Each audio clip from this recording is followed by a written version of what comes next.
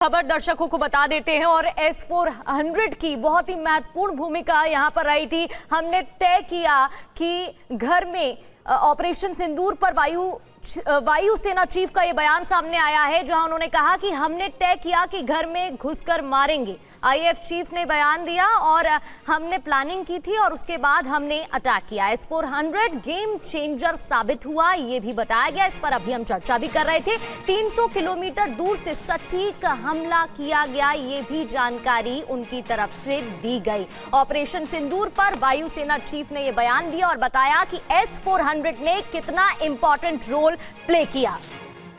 हमारे सहयोगी निशांत चतुर्वेदी हमारे साथ जुड़े हैं। निशांत, घर में बैठकर हमने पाकिस्तान में कई सौ किलोमीटर दूर अपने टारगेट हिट किए। एक तो साफ इस बयान का मतलब यह समझा जाए कि भारत बिना सीमा के उल्लंघन करके भी दुश्मन को उसकी जमीन पर धूल चटाने में सक्षम है, अपनी टेक्नोलॉजी की वजह से, अपने डिफेंस सिस्टम की वजह से। निशांत, क्या सुन पा रहे हैं आप मुझे?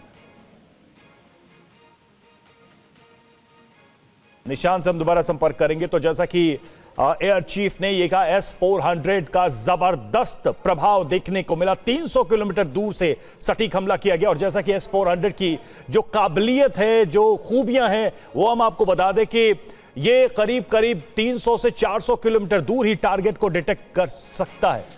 और जिस तरीके से S-400 ने ये करके दिखाया है, ये अपने आप में बता रहा है कि भारत के पास ये कितना कारगर डिफेंस सिस्टम है।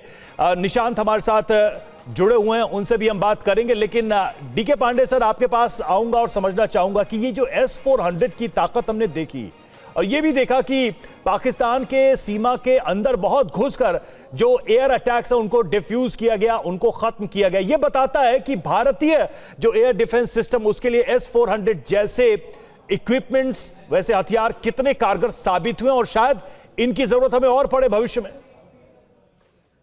देखिए, निश्चित रूप से एक बात आप देखिए कि S-400 का जब पाकिस्तान को रियलाइज हुआ, पाकिस्तानी एयरफोर्स को, कि S-400 की काबिलियत क्या है, उसके बाद से उन्होंने कहा कि हमको इतना डैमेज हो चुका है कि हमको सीज फायर करना पड़ेगा, वरना बहुत ज्यादा नुकसान होगा। राफेल हमारे स्ट्रॉन्ग ऑफेंसिव रोल में जब वहां पर, और सीमा हमने नहीं लांग रहे अपने क्षेत्र से ही, यानी कि हमारी मारक क्षमता इतनी अचूक और प्रिसाइज है, उसकी मार से उनको इतनी चपत लगी कि उनको फाइनली सीज फायर के लिए हमारे पास हमें अप्रोच करना पड़ा।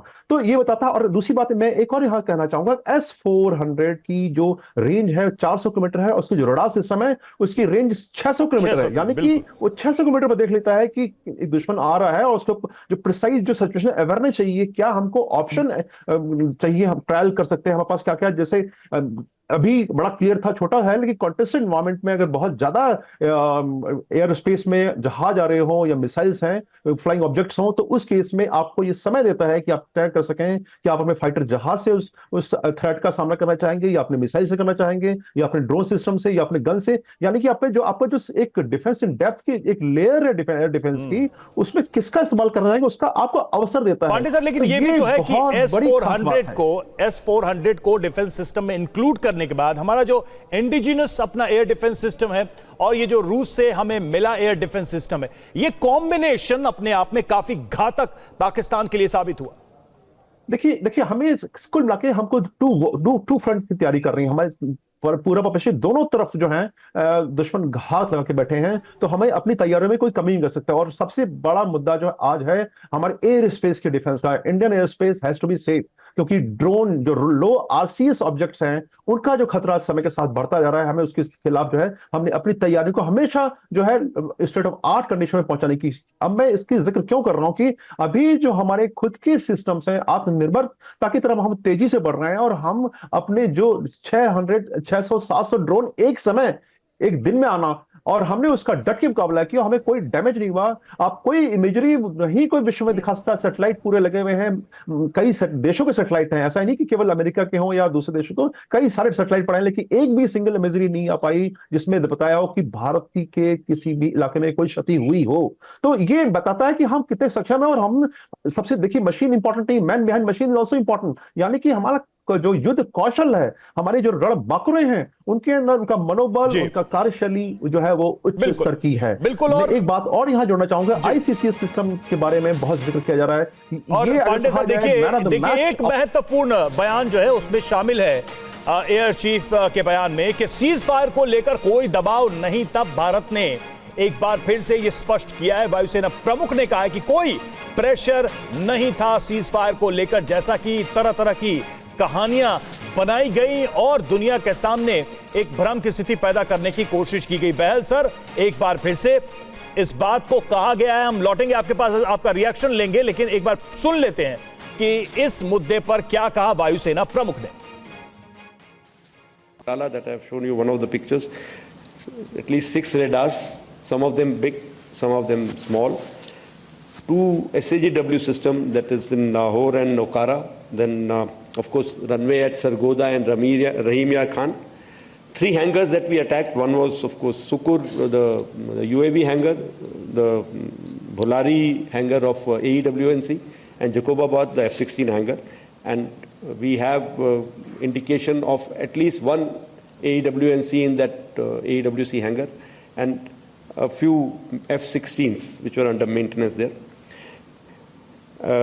Apart from these, the SAGW systems, mostly from, I'm talking about fighter aircraft are from S-400.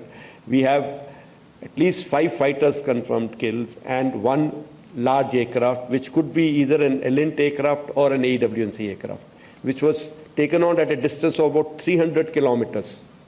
This is the actually largest ever recorded surface-to-air kill that we can talk about. And